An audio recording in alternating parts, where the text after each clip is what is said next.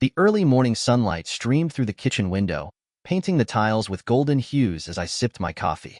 My wife, Natalie, had left the house earlier for her morning yoga session, leaving behind the crossword puzzle we always tackled together. This morning was different, though. Next to the crossword was a note in her delicate handwriting. Thought this might be fun for you. Love, in. I smiled, appreciating the thought. She knew how much I enjoyed puzzles, though we hadn't done one together in months. Life had been distant. I picked up the paper and scanned the clues, my pen poised to solve them. The first few were standard fare: four-legged friend, 3, dog. Shines brightly, 6, gleams. But as the grid began to fill, a strange pattern emerged.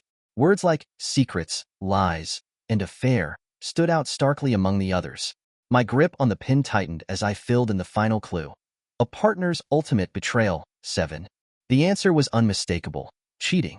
A cold chill ran down my spine. Was this some kind of twisted joke?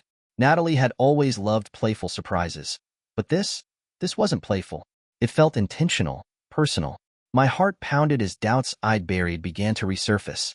Her recent behavior, frequent absences, vague explanations, the way she guarded her phone, suddenly clicked into focus. When she returned home that afternoon, she seemed cheerful, oblivious to the storm brewing within me. I forced a smile, pushing the crossword aside, and watched her closely. Something was off, though she masked it well. My mind was spinning. The puzzle wasn't just a coincidence, it was a sign. That night, while Natalie slept soundly beside me, I couldn't. My thoughts churned, suspicion and dread tightening their grip. I resolved to uncover the truth, whatever it might be. The next morning, Natalie left for work with her usual kiss on my cheek and a quick, "Don't forget the dry cleaning." I nodded absently, my mind already plotting my next move. The crossword had ignited something I couldn't ignore. If I was wrong, I'd apologize. But if I was right, I started with her phone, the one item she always kept close. She had forgotten it on the kitchen counter during her rush out the door. My hands trembled as I picked it up. I wasn't proud of invading her privacy, but the nagging doubt left me little choice. Her lock screen displayed a recent text: "Can't wait to see you tonight, Redheart." I stared at it, the words burning into my mind. The message was from D. There was no D in her circle of friends or family that I knew of. My stomach churned, but I didn't unlock the phone. I wasn't ready to go that far. Instead, I jotted down the number and decided to take another approach. Natalie's laptop was my next stop. She often worked late on it, claiming emails from the office needed urgent attention. Logging in was simple. I knew her password. At first, everything seemed normal. Then, I stumbled upon a folder labeled Receipts. Opening it, I found records of expensive dinners, hotel bookings, and even a jewelry purchase. None of these had been for me. One receipt stood out: a weekend at a luxury inn, dated to the same time she'd told me she was away on a work retreat. My hands shook as I closed the laptop. The truth was beginning to unfold, but it was incomplete. I needed more before I confronted her.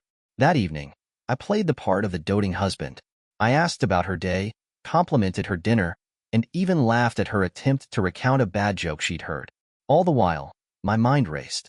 She was good at hiding whatever was going on. I'd give her that, but I was getting better at unraveling the web. The following day, I called an old friend, Sam, a private investigator. We hadn't spoken in years, but I knew he was discreet. Explaining the situation felt surreal. I never thought I'd be the man hiring someone to tail his wife. Sam's response was measured. "It's always tough to start this kind of thing," he said, "but you need answers. I'll keep it quiet and let you know what I find." Waiting was agonizing. Every glance Natalie threw my way, every casual touch, every laugh felt loaded. Did she know I was onto her? Was she mocking me by pretending everything was fine? 3 days later, Sam called. His tone was calm, professional. "I have something." He emailed me photos. The first was innocuous: Natalie walking out of her office. But the next, it showed her arm in arm with a man in a tailored suit, leaning close as they entered a boutique hotel. I stared at the screen, my breath hitching. The man was younger, handsome, with the kind of charm I'd long assumed Natalie found in me. But the most damning photo was the last, the two of them sharing a kiss outside the hotel's entrance. The evidence was undeniable. My chest ached, a hollow emptiness taking root. That night, as Natalie sat reading on the couch, I watched her. She looked so serene, so normal. How long had this been going on? Did she ever feel guilty? Or had she stopped caring entirely? I had all the proof I needed. Now, I had to decide what to do with it. The next morning, I sat in the kitchen, staring at the photos Sam had sent me. Natalie moved around, humming softly as she prepared her coffee. She had no idea that the foundation of our life was cracking under her feet. Every fiber of my being wanted to demand answers right then and there, to throw the photos in her face and watch her squirm. But I stopped myself. Confronting her in anger would only give her room to lie, to twist the truth. No, I needed to keep my composure and uncover the full story. Any plans tonight? I asked casually as she placed her mug on the counter. Just yoga again, she replied, her tone breezy. Why? Just curious, I said, forcing a smile. Her gaze lingered on me for a second too long, as if she sensed something off. But then she nodded and left for work. That evening, I parked my car 2 blocks from the yoga studio and waited. Her car was there, but instead of going inside, she walked to the corner and climbed into a sleek black car. I recognized the man from Sam's photos. The car pulled away, and I followed. My heart raced as they drove to a dimly lit bistro, tucked in a quiet part of town. From my vantage point across the street, I watched as they laughed, leaned close, and shared another kiss. I clenched the steering wheel until my knuckles turned white. It wasn't just physical, it was emotional.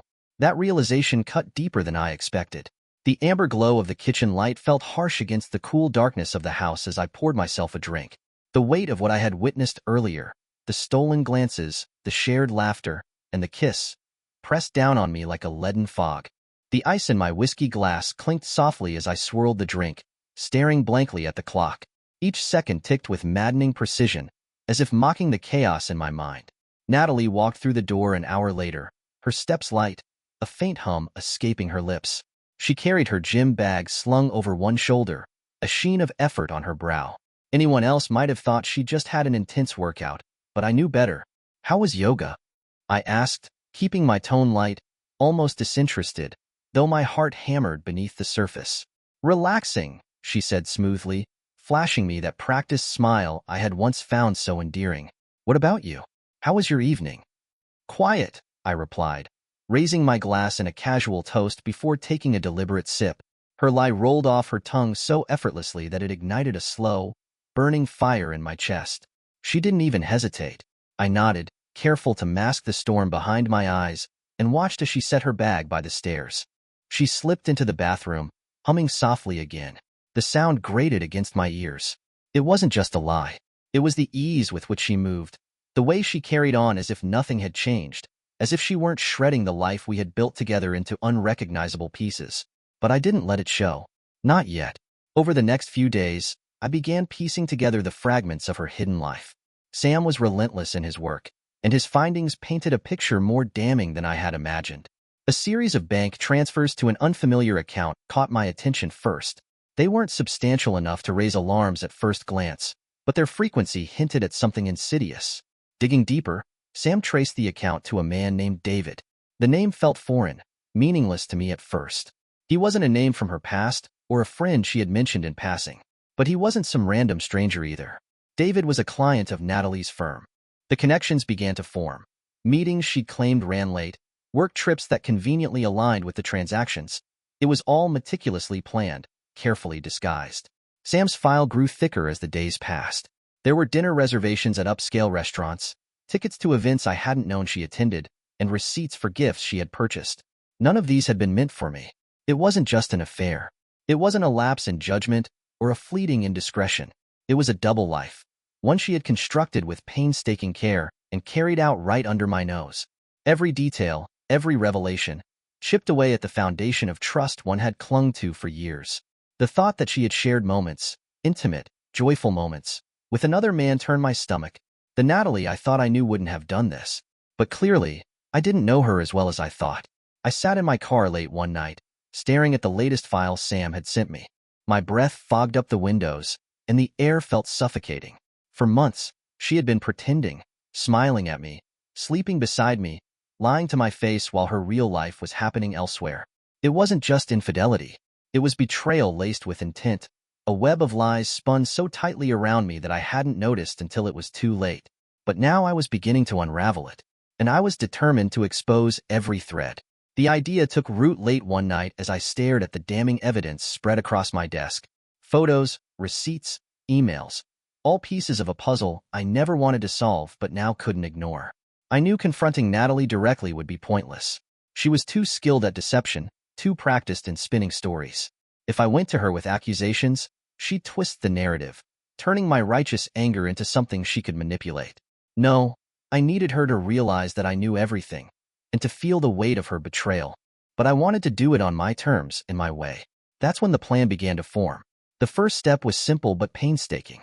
I gathered every scrap of evidence Sam had uncovered. Photos of her with David, logs of their clandestine meetings, and emails laced with flirtation. Each piece reinforced the reality I was still coming to terms with, but I didn't stop to wallow in it. Instead, I organized everything meticulously, labeling each file like a prosecutor building an airtight case. Then, I decided to make it personal. Natalie loved puzzles. It was one of the small joys we used to share, back when our relationship was something worth cherishing. She often marveled at how a clever crossword could weave words into a story. It felt fitting, poetic even, to use that shared passion against her. The crossword I created wasn't just a puzzle. It was a revelation, a trap carefully designed to shatter the facade she had constructed. Every clue was chosen with precision, each one pointing to a truth she couldn't deny. The clues came easily, their answers plucked from the wreckage of her lies. Partner in deceit. 5. David. Luxury getaway location. 8. Boutique. What you'll face soon. 8. Divorce. I made the crossword elegant but challenging, forcing her to confront her duplicity square by square. Some clues were straightforward, while others required her to think, to recall her own deceitful actions. I wanted her to feel the sting of recognition with each word she filled in. When the crossword was complete, I printed it out on heavy paper, the kind she liked to use for special projects. I wrote a note on the corner in my neatest handwriting. Thought you'd enjoy this one. Good luck solving it. The next step was placing it where she'd find it.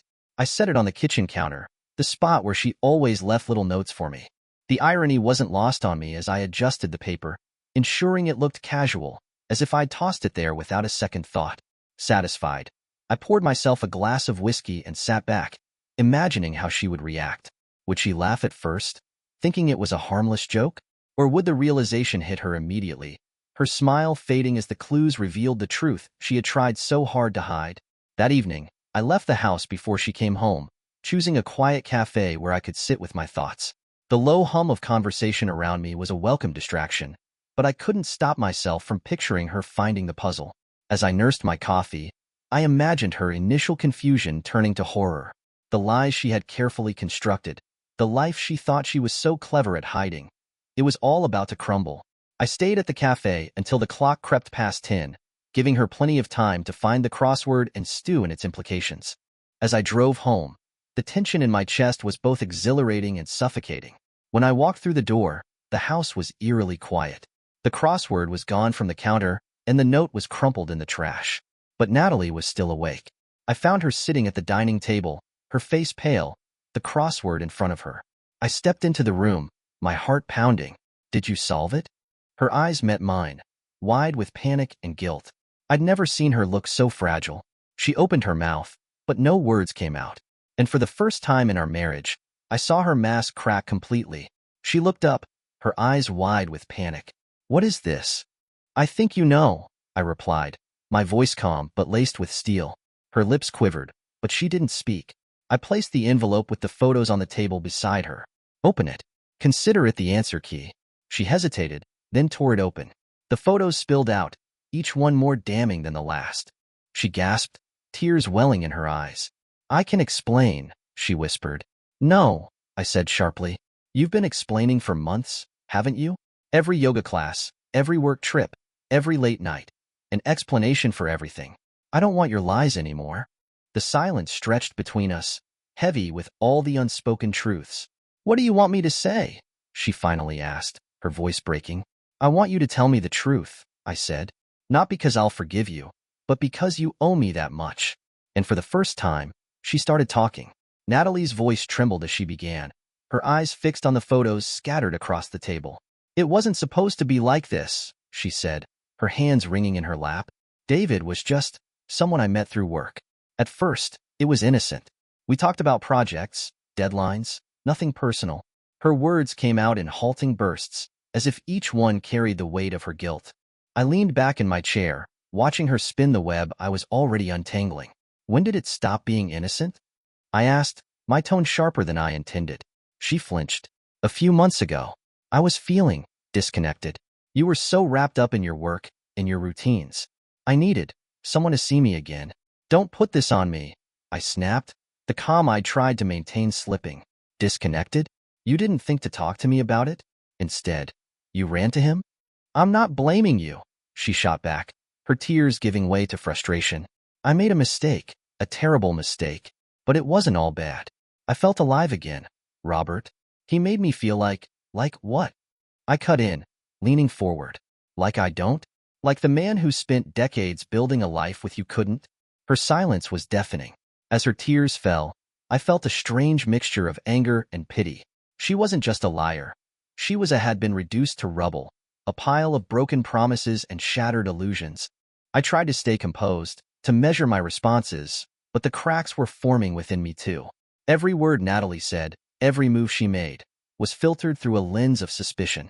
I found myself studying her expressions, watching for inconsistencies, dissecting her every pause or hesitation.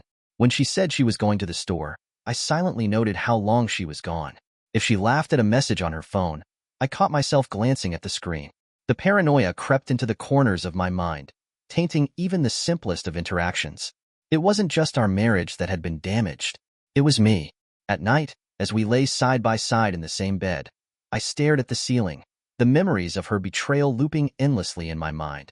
The images Sam had uncovered, the dinners, the hotel stays, the kiss, played like a movie I couldn't pause. She reached for my hand in the dark, her touch hesitant, as if seeking permission to hold on to me. I let her fingers intertwine with mine, but didn't squeeze back. I wanted to believe that her efforts were genuine, that she was trying to make amends. But even if she was, what then? The damage she'd done wasn't something I could simply forgive, no matter how many counseling sessions or block numbers she offered. The scars of her betrayal ran deeper than she could see. They weren't just on our marriage. They were etched into my sense of self. I questioned everything now, not just her, but my own judgment, my ability to trust, my worth. Each day felt like navigating a minefield, with no clear path forward and no certainty of survival. The aftermath wasn't just tense and strained. It was suffocating. The house was quiet that afternoon, the kind of stillness that amplifies every small sound. The faint hum of the fridge, the occasional creak of settling wood. Natalie had left for her therapy session, another step in her campaign to repair what we'd both known might be irreparable. I hadn't planned to go through her things. I was just tidying up, hoping that organizing the chaos in our shared space might somehow ease the chaos in my mind. I started with her desk, a space she used less and less as her laptop had become her primary tool. A stack of bills and a few scattered receipts lay on the surface, the kind of mundane clutter that screamed normalcy. But as I worked my way through the drawers, the scene began to change.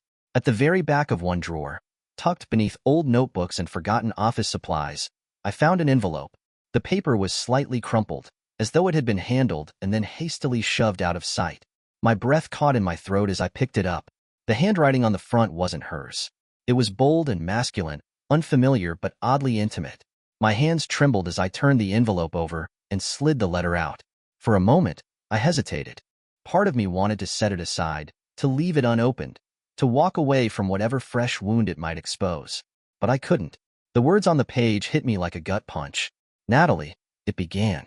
I know I said I wouldn't write, but I can't just let this go without telling you how I feel. I read on, my pulse quickening with every line. David's words were a tangled mix of longing, anger, and bitterness. He wrote about the connection they'd shared, about how much she'd meant to him. He painted their relationship as something more than just an affair. He framed it as love. You brought something into my life I didn't know I needed, he wrote, his tone both poetic and pointed. And I know you felt it too, even if you can't admit it now. My grip on the letter tightened as I read his complaints about how abruptly she'd cut him off, about how their last meeting had been colder than he had expected. The pain in his words might have been pitiable in another context, but here, it only stoked the fire inside me. But then, one line stopped me cold. I know you said your husband would never find out, but maybe you underestimated him. Coward. Yet beneath my fury, there was a cold, calculating resolve. I've thought a lot about this, Natalie, I said, my voice steady again. I've thought about the years we spent together, the trust we built, the promises we made. And now, Here we are, with you tearing it apart for what? Excitement? A thrill? She opened her mouth to respond, but I held up a hand. Don't. Just listen. I slid a manila folder across the table toward her. This is a draft of the divorce agreement. Everything is there. Splitting the house, the accounts. Clean and simple. Her eyes widened, panic flashing across her face. Wait, Robert. Please, don't do this. You made this choice, I said coldly. You chose him. Now, I'm choosing myself. Robert, she pleaded, her voice breaking. I'll end it. I'll prove to you that this was a mistake.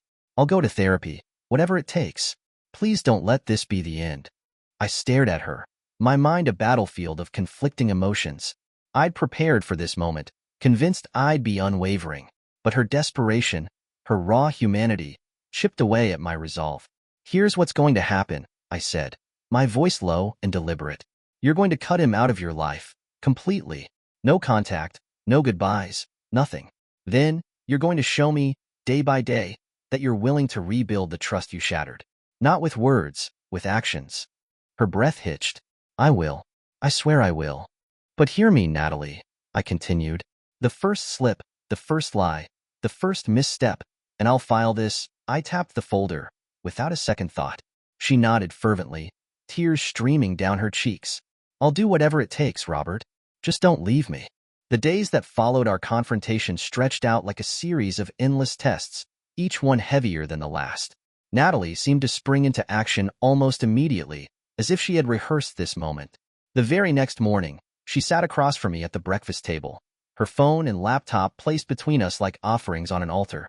I deleted his number, she said quietly, her voice tinged with both shame and determination. And I've blocked him on everything. Emails, social media. He's out of my life. I nodded but said nothing, my eyes fixed on her rather than the devices. Her words were careful, her tone measured, but they felt hollow. They were the right things to say, but I couldn't help wondering if they came from genuine remorse or the fear of losing everything. I want you to check, she added, nudging the phone toward me. For a moment, I hesitated. This gesture, this invitation, might have seemed sincere to someone else, but to me, it felt calculated. Still, I picked up her phone and scrolled through her contacts, her call logs, and her messages. David's name was gone, his presence erased from her digital world. Yet the act of deleting him didn't erase him from my mind. Later that day, Natalie announced that she had scheduled an appointment with a therapist. She described it in painstaking detail, the counselor's credentials, the session times, even the location. She wanted me to know she was serious about fixing things. It's a start, she said, her voice wavering as she met my eyes. I forced a nod but didn't offer reassurance. I didn't have it in me. At home, she doubled down on rekindling what she claimed had been lost between us. She made an effort to be present, to bridge the gap she had created. She cooked dinners that mirrored the ones we used to enjoy when we were newlyweds.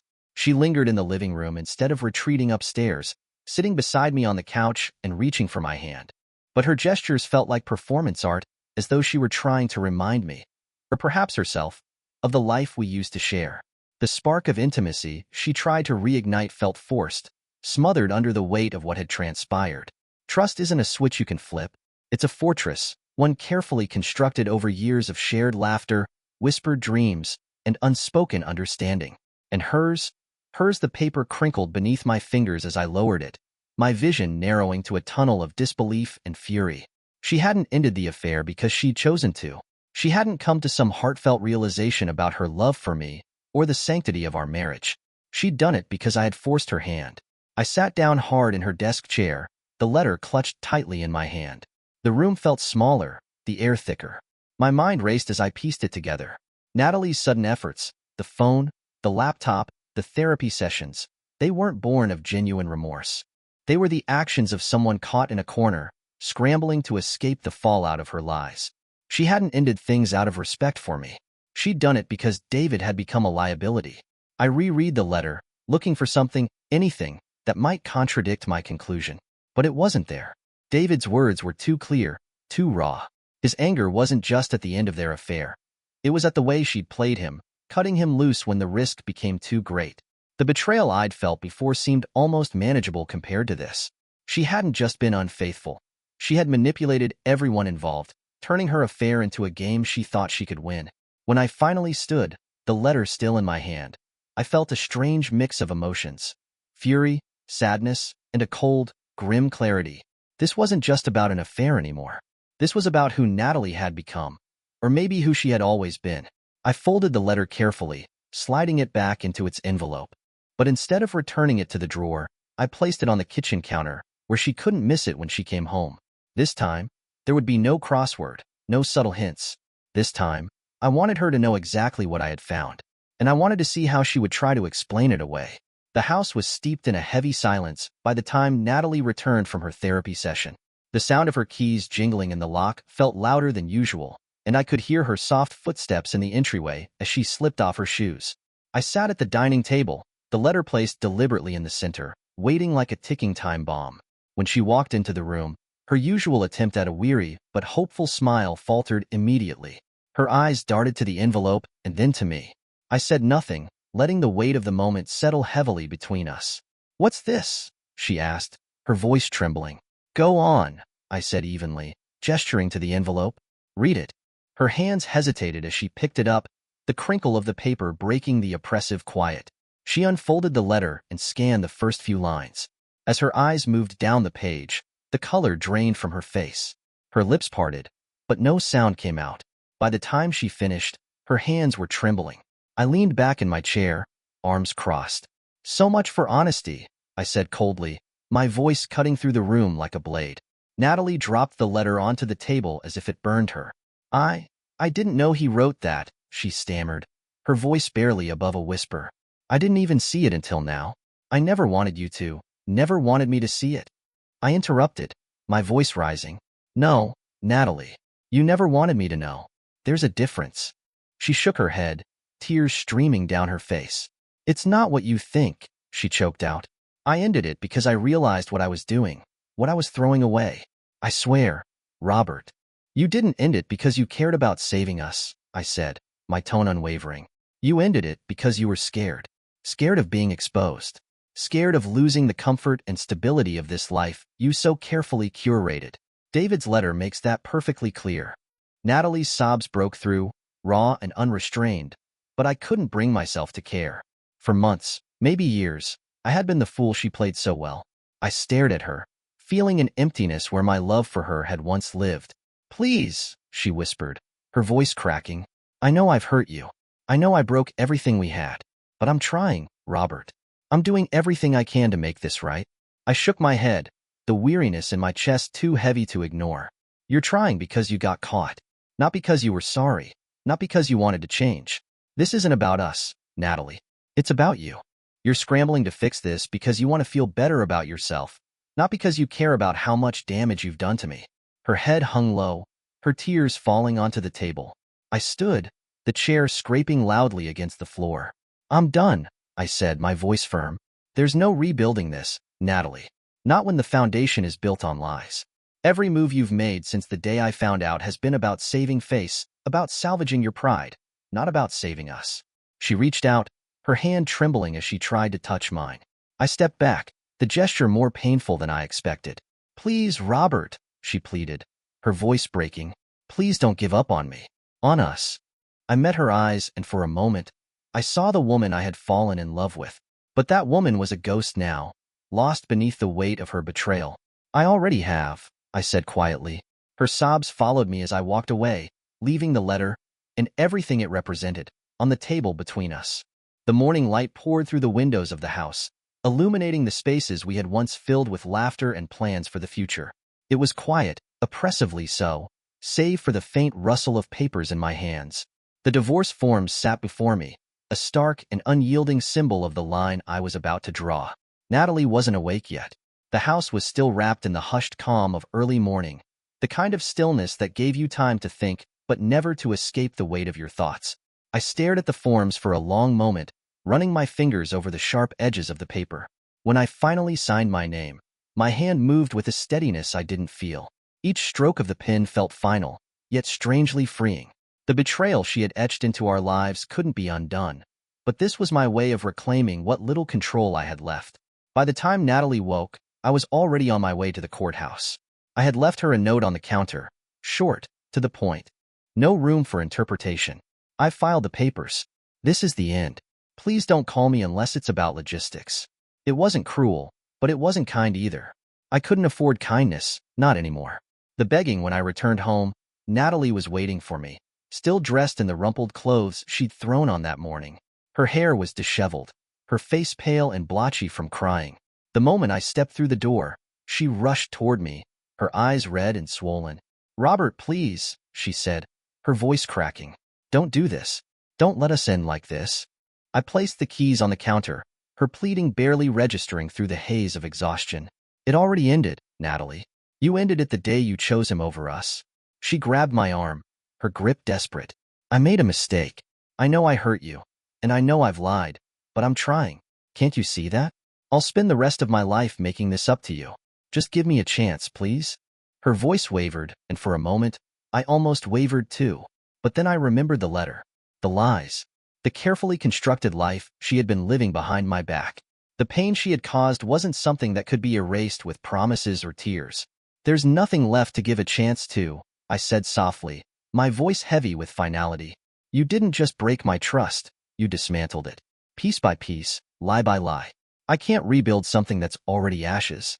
She let go of my arm, stumbling back slightly as if the words had physically struck her. "But what about everything we've built?" she whispered. "This house, our memories, our life together?" I met her gaze, my own eyes clouded with the weight of too many emotions. "The house doesn't matter. The memories don't matter. They're all tainted now, Natalie. They're shadows of what they were." Her sobs filled the space between us, but I turned away, heading upstairs to pack my things. Packing the life we built, I stood in our bedroom, the place that had once been our sanctuary, and began to gather my belongings. Each item I packed felt like a fragment of the man I had been before everything fell apart. My clothes went into one suitcase, my books and personal items into another. I left behind anything that felt too intertwined with her: photos, mementos, gifts she had given me over the years. The sight of the bed, the one we had shared for so long, made my stomach twist. I thought of all the times I had lain awake, wondering what had gone wrong, never suspecting the depth of her betrayal. Natalie hovered in the doorway, her presence like a weight pressing against me. "Where will you go?" she asked quietly, her voice raw from crying. I didn't look at her as I zipped up my suitcase. "I'll figure it out. Can we at least talk about this?" she pleaded. "One last conversation, Robert. Please. You owe me that much." I turned to face her, my expression hard. "I don't owe you anything, Natalie. If anything, you owe me the truth, but even that's worthless now." Her shoulders sagged, and she looked down, unable to meet my eyes. I could see the regret etched into her face, but it wasn't enough. Not anymore. Leaving the house when I wheeled my suitcases down the stairs, Natalie followed me like a ghost, silent but present. At the door, I paused, taking one last look around. The house was beautiful, the product of years of planning and compromise. It was the place where we had built a life together, or so I had thought. "I hope you figure out who you are," I said, my voice quieter now, almost gentle, "because I don't think you even know anymore." Her lips trembled, but she didn't respond. I stepped outside, the weight of the door closing behind me echoing in my chest. The air felt sharper, fresher, as if I could finally breathe again. Unburdened as I loaded my things into the car, I glanced back at the house one last time. Natalie was standing in the window, watching me leave. For a moment, I thought I saw the woman I had fallen in love with, the one who had once been my partner in everything. But that woman was gone, replaced by someone I no longer recognized. I drove away, my heart heavy but my spirit lighter than it had been in months. The road ahead was uncertain, and I knew the pain wouldn't fade easily. But as the house disappeared in my rearview mirror, I felt something I hadn't felt in a long time: freedom. Freedom from the lies. Freedom from the weight of betrayal. Freedom to start again, even if the path forward was still unclear. Months later, I found myself sitting in a cafe, working on a crossword puzzle. The words came easily, but one clue gave me pause: a fresh start, 9. "Beginning," I whispered, a small smile tugging at my lips. The pain wasn't gone, but I was moving forward. Slowly, steadily, I was reclaiming my life, one word at a time.